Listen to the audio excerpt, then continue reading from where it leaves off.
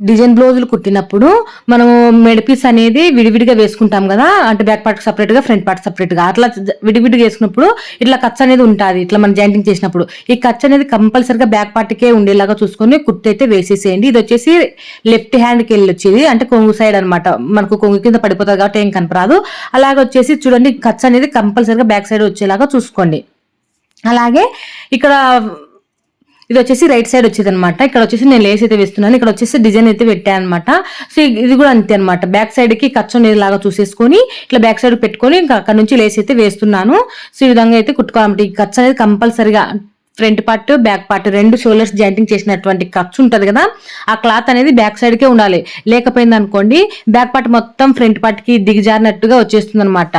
ఓకేనా, లాగేసినట్టుగా అలా వస్తుంది. సో కంపల్సరీగా ఆ ఖర్చు అనేది వెనక సైడ్ ఉండేలాగా చూసేసుకోండి. ఇంకా మీకు ఫైనల్ గా కూడా బ్లౌజ్ డిజైన్ చూపిస్తాను. సో చూడండి, ఈ ఖర్చు అనేది